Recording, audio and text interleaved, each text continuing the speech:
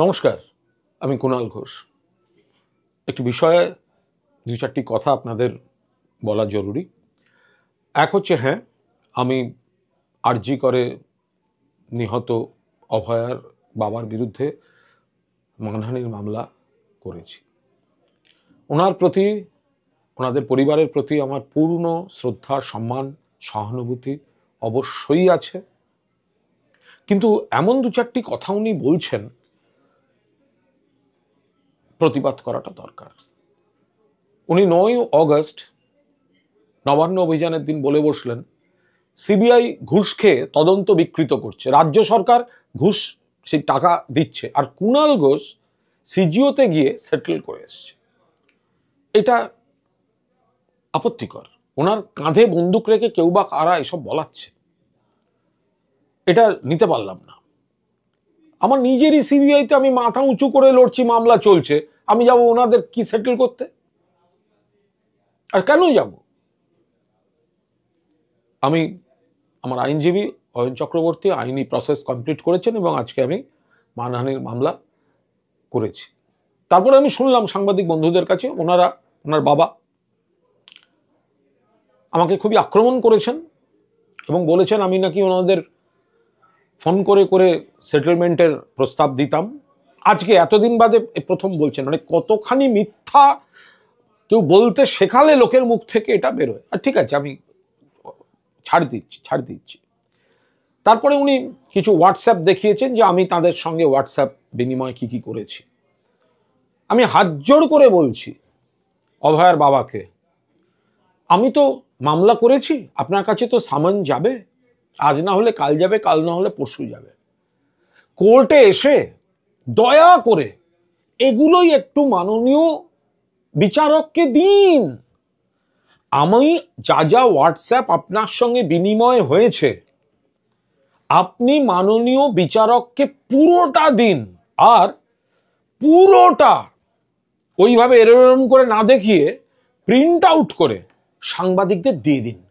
সবাই দেখুক যে কুণাল ঘোষ অভয়ার বাবাকে কি লিখেছেন, কি লিখেছেন। দয়া করে দিন। এটা নিয়ে কোনো রহস্য বাড়াবার চেষ্টা করবেন না। আমি যা লিখেছি, আপনার ফোনে যা আছে, আপনি বিচারককে দিয়ে দিন, আপনি সংবাদ মাধ্যমকে দিয়ে দিন, সোশ্যাল মিডিয়ায় দিয়ে দিন। মানুষ এমনি আমায় ভালোবাসেন, আমার প্রতি মানুষের আস্থা, ভালোবাসা আরো বাড়বে যে কুণাল ঘোষ এগুলো লিখতে পারে, তার সেই মনটা আছে। দিয়ে দিন। আমি এগুলো 1 বছর ধরে আমার কাছে আছে, আমি দিইনি। আমি আপনার মেয়ের মৃত্যুর উপর দাঁড়িয়ে আমার ইমেজ বিল্ডিং করতে চাইনি। আপনাদের প্রতি শ্রদ্ধা সম্মান আছে, কিন্তু আপনাদের ঘিরে যে রাজনীতিটা হয়েছে, কুণাল ঘোষ সেই রাজনীতিটার প্রতিবাদ করেছে। ফলে আমি মানহানির মামলা করেছি। আপনাকে আজ না হলে কাল কোর্টে আসতে হবে। যে বা যারা আপনার কাঁধে বন্দুক রেখে আপনাকে সব শেখাচ্ছে, তৈরি হয়ে আসবেন। আমার বিরুদ্ধে যা ডকুমেন্ট আছে, যা প্রামাণ্য আছে, আমি ইনভাইট করে আনছি, নেমন্তন্ন আমি করছি কোর্টে। আমার এগেনস্টে এসে কোর্টে জমা দিন। অভয়ার বাবা ভালো থাকবেন, কোর্টে দেখা হবে। এটা রাজনীতিভাবে আমরা বুঝিও না রাজনীতির ব্যাপারটা। এটা মেইনলি আমাদের হ্যারাসমেন্ট করার চেষ্টা হচ্ছে, আমাদের মানসিকভাবে ভেঙে দেওয়ার, যে আমরা যে লড়াইটা করছি সেই লড়াই থেকে যাতে আমাদের সরিয়ে দেওয়া যায়। কিন্তু কোনো রকমভাবে কোনো পদক্ষেপে সরানো যাবে না, এটা একদম ওনাদের আমি গ্যারান্টি দিয়ে বলে দিচ্ছি। আমরা মেয়েকে বড় করতে যে কষ্ট করেছিলাম, তার থেকে বেশি কষ্ট করে এই ন্যায় বিচার আমরা ছিনিয়ে আনবই। এটা কি কুণাল ঘোষের একার সিদ্ধান্ত না, উপর থেকে কোনো? সে জানি না, এইসব ব্যাপারে মন্তব্য করবো না। মুখ্যমন্ত্রী মমতা ব্যানার্জি মনে হয়? না জানি না, এটার পিছনে নিশ্চয়ই কেউ না কেউ আছে। এটা কে আছে জানি না।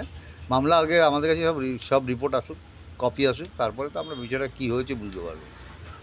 আপনার কেন সেদিন মনে হয়েছিল যে একটা গট-আপ হয়েছে বা একটা আন্ডারস্ট্যান্ডিং হয়ে গেছে সিবিআইয়ের সাথে, যার কারণে এখনো পর্যন্ত বিচার পাচ্ছেন না? এটা নিয়ে পরে পরে আমি বলবো যে বিষয়টা আমি উল্লেখ করেছি, এই বিষয়টাই সিবিআই বা যে কেউ তদন্ত করে দেখুন। কোন বিষয়টি? যে বিষয়টা নিয়ে আজকে মানহানি মামলা আমার বিরুদ্ধে হয়েছে, বিষয়টা হচ্ছে যে টাকা পয়সা লেনদেনের ব্যাপারটা যে সিবিআই করেছে, সেটা আমি বলেছি, সেটা ওনাকে মধ্যস্থরে করে বলেছিলাম, সেইটাই ওনার গায়ে লেগেছে। আরও একটা ব্যাপার আছে, ওনার সঙ্গে উনি আমাকে রেগুলার যোগাযোগ রাখতেন। 9 আগস্টের পর থেকে আমি ওনাকে ব্লক করে দিয়েছি। মোবাইলে বিভিন্নভাবে ফোন করতেন, হোয়াটসঅ্যাপে কল করতেন, বিভিন্ন রকম পরামর্শ দিতেন। মানে কি বলবো আর কি, মানসিকভাবে সাহস যোগাতেন, এটাই বলবো, সাহসই যোগাতেন। এটা করতেন আন্দোলন করার, মানে কোনো কোথায় ভুল করছি কোথায় ঠিক আছে সেই সমস্ত অনেক কথা উনি হোয়াটসঅ্যাপে লিখতেন। জাস্ট এই জন্যেই আমি আর ওনার অস্বস্তি ধরেছে, 9 তারিখের পর থেকে আমি ওনাকে ব্লক করে দিয়েছি। সেটা থেকে একটা রিভেঞ্জ মনে হচ্ছে। সে তাও হতে পারে, ওনারা তো রাগ হতে পারে যে দেখো এত কথা বলেছি আজকে আমাকে ব্লক করে দিল, সে তারও রিপ্রেকশন হতে পারে। কিছু মানুষের কি মনের মধ্যে কী, এটা তো এইটা যে মামলাটা হয়েছে, এই মামলার কি যুক্তি আমি তো বুঝতে পারলাম না। কী রিমার্কেশন থেকে উনি করেছেন সেটা উনিই জানবেন, আমরা তো জানতে পারবো না। আমরা কপি পেলে আমাদের বিরুদ্ধে কী এলিগেশন আছে নিশ্চয়ই আমরা এটা দেখবো। আপনারা কি লয়ারের সাথে যোগাযোগ করেছেন? হ্যাঁ, লয়ের সঙ্গে সঙ্গে, সরাসরি করেছেন? এবং লয়ার আগের থেকেই জানেন, যখন এটা আমাদের আইনি নোটিশ চিঠি পাঠানো হয়েছিল তখন থেকেই লয়ার সমস্ত জানেন। এখনো পর্যন্ত কোনো সিদ্ধান্ত নেননি যে পাল্টা একটা আমাদের কাছে কপি না আসলে আমরা কীভাবে সিদ্ধান্ত নেব? দেখে তারপরে হ্যাঁ।